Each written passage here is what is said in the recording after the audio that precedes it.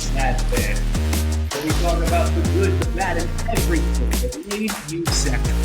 We preview week in sports. And we're going to start with Aston Villa Football Club, of course, because they dispatched Borussia Dortmund with such ferocity that we just have to say 4-0 is insane. Villa has had a very rough season. I came out a couple weeks ago and I torched them for not figuring it out, for not putting together this amalgamation of players and figuring out how to use them in a way that is beneficial. And they figured it out, and they are on a roll right now with a slight hiccup against Liverpool, which is a great team. So that is fine. We're going to take that one.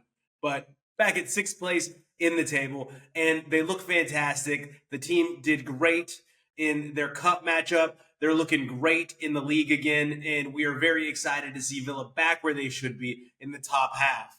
But let's get to college football. So as far as college football is concerned, there is not a ton to talk about from last week. There just wasn't a lot of upsets. There wasn't anything that should have happened that happened.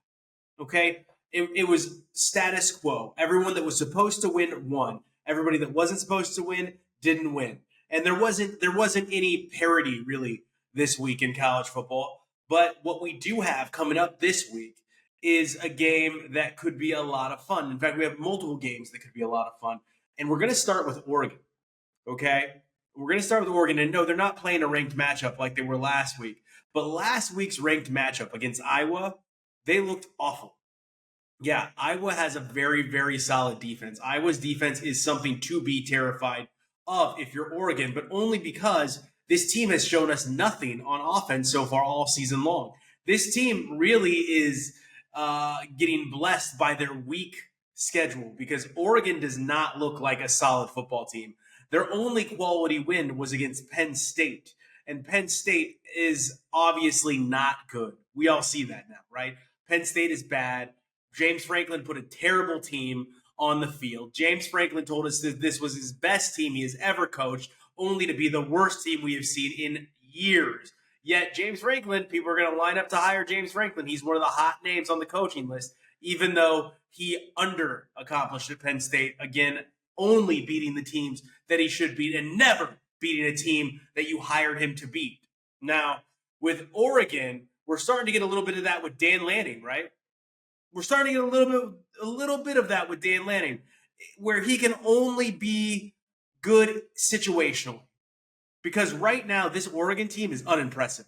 With all the athletes that they have in this weak schedule, they should be destroying teams that they play, not beating them by 2 points like they did with Iowa. This Oregon team so far this season is a major disappointment, and we're very worried about them as they move into the playoff seeding. Because they don't look like a tough team. They don't look like a team that should have a top seed. And whether we like it or not, they're probably going to be playing in the Big Ten championship. And I don't know if that's deserved. I don't know if that's earned. And I don't know that they're not going to get blown out by an Ohio State. Now, Oregon plays Minnesota this week. And I'd like to sound the alarms because this team is on absolute upset alert. Oregon needs to either show up and show out here as a minus 24.5 point favorite or get out of our lives for this playoff run. Because right now, Oregon being a minus 24.5 point favorite against Minnesota, who's 6-3, who is not a good team, seems like a stretch. And that tells us where we are at with the team in Oregon. All right. The Ducks have been a letdown all season. They have not accomplished a whole lot. In fact, they haven't accomplished anything this year. And right now, they're setting us up for a big playoff egg that no one wants to see. The next team we're going to talk about is Indiana, who squeaked by this week. Squeaked by, had a last-second win with an amazing pass and catch. Mendoza threw an amazing ball, and we had an amazing catch in the back of the end zone for a win. Very dramatic. However, that gives us a little concern. However, are we going to be concerned with them against Wisconsin? No. Indiana's going to make up for that terrible showing last week. Indiana's going to put the world back on notice and show everybody why they should be considered a top team in the Big Ten, why they should be considered a top team in college football. Curt Cignetti is going to have that team ready to perform at a very high level against Wisconsin this week, and I think that game is going to be a blowout. I think Indiana, rightfully so, is favored by quite a bit, 30.5. So it's not going to be that bad, but they need to do something. Minus 30.5 is such a big spread that it's hard to actually see them beating a conference opponent by that much. But if they can, great. I don't think they will. They're probably not going to cover that spread, but they are going to make a monster statement on the heels of that bad game that they played. Like I told you, we have multiple games we're concerned about this week. Another team we're going to be concerned about this week is Notre Dame. Notre Dame is a team that looks like they can be upset. Pitt is a team on the come up right now. Pitt is playing out of their mind. They're playing way above where they should be. And Notre Dame is a team that we have question marks about. We also have question marks about their head coach. Will he stay? Will he go? It's going to be tough to call because Marcus Freeman is a name at the top of everyone's wish list, just like Franklin when we're talking about these college football coaches. I don't think Marcus Freeman is going anywhere. I think Marcus Freeman is somebody that wants to coach in the pros. If he leaves Notre Dame, he has a great situation in Notre Dame. They have their own network. He's going to get amazing recruiting classes every single year at Notre Dame. They have great funding at Notre Dame. They don't have to play anyone at Notre Dame. And the College Football Playoff Committee always wants them in the game, always wants them in the playoffs. So Marcus Freeman, if he were to leave Notre Dame, it would have to be for an ideal situation. But if he gets upset by Pitt, does that ideal situation look a little bit less like the NFL and a little bit more like Penn State? I don't know. Does Penn State have more name brand recognition than a Notre Dame? Or is it about the money for Marcus Freeman? Because there's going to be some SEC teams, an LSU team that just took a chance on a Notre Dame coach and Brian Kelly, and a Florida team that are going to be spilling money over the sides of their boat to try to get a coach like Marcus Freeman in. It'll be interesting to see what happens with that situation moving forward. But in this game, I don't think Notre Dame has anything to worry about. And I think Notre Dame solidifies their playoff case. They're already a darling, but they're going to solidify their playoff case with a win against Pitt this week. Alabama, Oklahoma. Alabama is going to destroy Oklahoma. Oklahoma and Brent Venables is one of those overrated teams that we have right now in college football, and they're overrated because they play in the SEC, and lots of teams in the SEC are incredibly overrated. Oklahoma has not been impressive all year. They don't have an impressive win. They've gone into games where they had an opportunity for an impressive win, and they've lost. And this isn't going to change with Alabama. Alabama is a train without brakes right now. After that Florida State loss, Alabama has found a way to string together win after win after win after win, and many of these wins have been dominant. So there's no reason to think that that's going to change. They're favored by 6.5 points against Oklahoma. I think they cover that spread, and they're probably going to do more damage than that because they're right now playing for seeding in the college football playoff. Right now, they want to be seen as one of the top teams that's going to be a standout if they are put in the college football playoff, and they want to be a team that plays at home. We've got another team that played itself out of the playoffs in Miami. Miami is going to play against a North Carolina State team that is very, scrappy. They're a very scrappy North Carolina State team this weekend, and that's another game. If you're looking for games that may end up in an upset, that's another game that could very well be an upset, with Miami being favored by 14.5 points and never really showing that they have that in their arsenal to blow out a team like North Carolina State that is scrappy, that will drag the game into the mud, make it a tough one.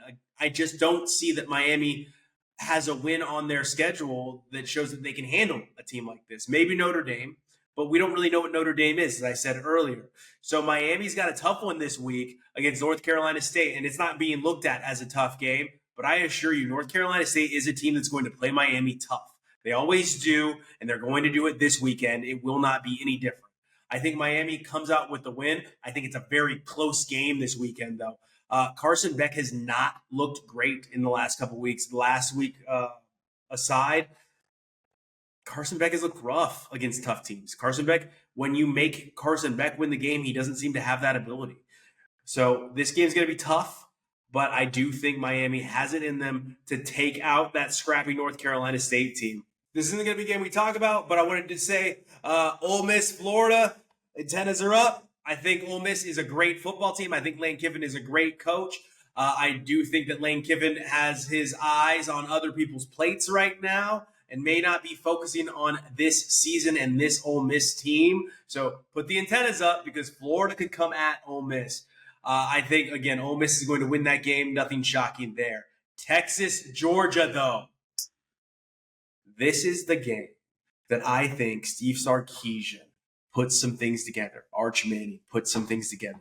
And it wasn't Oklahoma, but this Georgia team, I think Texas can take out this Georgia team and make a huge statement. Right now, Georgia's only favored by 6.5 points. And that's saying something. This Texas defense is tough. Gunnar Stockton is not a good quarterback. Gunnar Stockton is a serviceable quarterback. He's basically the new Jake Fromm for this Georgia team, and that's not going to be enough to beat this Texas defense. If Texas's offense can simply just be serviceable, this game will be Texas's to lose. So that is our big upset, Texas over Georgia. Texas is ranked 11th right now. Georgia is ranked 5th. Georgia, like I said earlier, is favored by 6.5 points. And I think Texas is actually going to beat Georgia. Not just cover, beat Georgia. So that is our big upset this week, Texas over Georgia. Now let's move on to the NFL where we had upsets aplenty. All right, first off, let's talk about the Raiders just briefly. What the hell? Like, what the hell? Can we pull Geno Smith? Enough with this guy. What a snooze fest that game was, Raiders against Denver. And I told you Denver was fake. I told you Denver wasn't real. Denver is not a real person, okay? Denver is not a threat to anyone. Denver is a team that is squeaking by in games. Denver is a team that is being overvalued right now, and they have no business being overvalued. Sean Payton looks like he has no idea what to do with this offense because this offense is abysmal. The only thing that they had on their side this weekend is that they were playing the Las Vegas Raiders, who really have no hope. Get Chip Kelly out of our lives, all right? $6.5 million for that. Chip Kelly can go sit on ice. He's been shit ever since he signed with the Eagles, and he will never recover. That guy is going to be asked the rest of his career. It doesn't matter that he was the offensive coordinator of Ohio State when they won the national championship because that team was loaded with players. They just simply had more talent at every position than any other team they played. Chip Kelly can go sit on ice for the rest of his career. This is done. This is a failed experiment in the NFL for Chip Kelly. I think I said that last week. Now let's move on to the game in Germany. We had a game in Germany in Berlin, and the Colts tried to prove me wrong. They did. They really wanted to lose to the Atlanta Falcons. Thank you, Daniel Jones, and Jonathan Taylor for not letting that happen because golly, did you guys try. Sauce Gardner, wow. They traded 2 firsts for that, for you to get chucked like a rag doll by Drake London in the end zone? Come on, Sauce. You're very happy. You're one of the highest paid cornerbacks. You have talent, but enough of this. You need to get in the weight room because that man tossed you like a rag doll through the end zone and caught the ball for a touchdown. That's why that's why they got you in Indianapolis. They brought you to stop plays like that. That was a failure on your part, no one else's. Sauce Gardner, Jonathan Taylor. Wow, holy God, what a game by Jonathan Taylor. That guy went mutant on the Atlanta Falcons defense, and it left Bijan Robinson wanting because he could not summon what Taylor summoned in this game. Jonathan Taylor put the Colts on his back and literally ran them to victory. This Colts team is scary, man. If they've got every phase, and they can, if Daniel Jones can, whatever the case of the yips he has, can shake this case of the yips and start playing like he was at the beginning of the season, they've got the offensive line. They've got a decent defense if Sauce Gardner can pull his head out of his ass. They have got a great running game. This team is a very real contender. Browns. Jaguars. What the hell, Jacksonville? There was no reason for Jacksonville Jaguars to lose this game this week, but they found a way. Trevor Lawrence is done. The receivers can't catch the ball. Trevor Lawrence looks like a fawn, a newborn baby fawn, trying to hop around the grass back there. The offensive line is atrocious. When they're not, he basically is a 50% quarterback. 50% of his throws are good. Wow, how did he do that? And 50% are like, Jesus, how did he throw it that bad? Okay, that's the Trevor Lawrence you're always going to get, and he's never going to win you a game. Never going to win you the game. He's never going to be the reason you win. I'm sorry, Jacksonville. I thought you hit. I thought you got the first overall pick the year you had to have the first overall pick, but Trevor Lawrence has proved us all wrong because I can't be alone in thinking that. He looked phenomenal at Clemson. He looked like your prototypical quarterback, and he just isn't. He's just bad, and it's sad to watch this happen to Jacksonville because I feel like Jacksonville could have been a team that contended, and right now they're just going to miss the playoffs, and that's just a fact. And another team that's going to miss the playoffs is the Miami Dolphins, but somehow they beat the Buffalo Bills, who now aren't even in the lead in their own division. The New England Patriots with second-year quarterback Drake May run that division right now. And whose fault is it? I'm going to tell you again, it's Doug McDermott's. Doug McDermott has done a terrible job with this team this year. Absolutely awful. The offense looks stagnant. The defense cannot stop anyone. And that's going to stop this is the year. This is the window for Buffalo to win the Super Bowl. And it's going to be Doug McDermott's fault that they don't. Because right now, the Patriots look like the better team after what they did to the Tampa Bay Buccaneers yesterday and what they've looked like the last couple weeks. The Patriots look like the team to beat in the AFC East. And they don't have a lot of competition, even though the Jets beat the Browns. But the Dolphins are terrible. The Dolphins got a win they needed here against Buffalo. It's probably going to keep McDaniel there for some reason. But it's just enough already with these Buffalo Bills losing games that they should win, not being dominant. Meanwhile, we also have Pittsburgh doing the exact same thing. The Pittsburgh Steelers are losing games they should win, and they shouldn't have won this game. I had the Chargers picked, but they have let Baltimore right back into it. Baltimore is in this playoff race now to win this division, and Lamar Jackson has come back, and this team has just been winning ever since he's gotten back. The team looks different on both sides of the ball, which is weird because their defense looked awful. But right now, the Baltimore Ravens are the team to beat in the AFC North, and the Pittsburgh Steelers are on the downslide. The Pittsburgh Steelers look like they're going to slide their way right out of this playoff race when Pittsburgh had everything in front of them with Lamar Jackson being injured. They just had to beat bad teams, and they haven't been able to do it. They went up against a good Los Angeles Chargers team, and they got beat by a better team. And that's what's going to happen. Pittsburgh does not look like a good team right now. They haven't looked like a good team for a while, and they're in trouble. They're going to miss the playoffs if this keeps up. They're going to be sitting right there alongside the Chicago Bears. Yes, the Chicago Bears got to win, but I'm just going to put it out there right now. I don't see the Chicago Bears making it to the playoffs this season. Our last game that we're going to mention here during this segment is the Detroit Lions. Man, I really like them, but they looked dominant.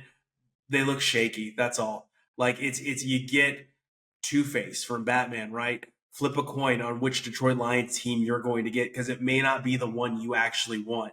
And that's the risk we take. This week, they played a down Commanders team, and it seems to be those are the only games that the Detroit Lions have been able to really dominate this year are the down teams. The Commanders are down right now. They're very injured. Their best defensive tackle was ejected for punching him off St. Brown. I bailed on that name pretty quick, didn't I?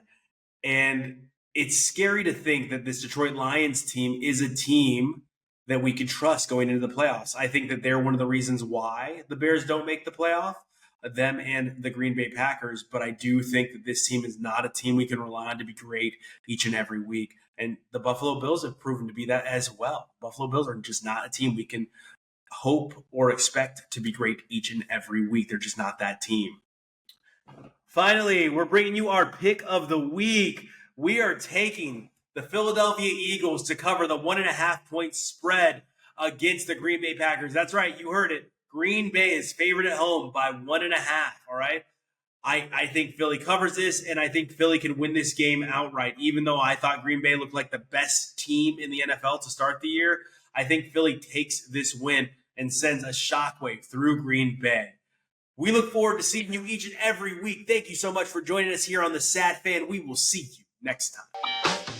Back to the block, I'm scamming. Back in the shop, I'm scamming. Get it off a dummy, I'm scamming.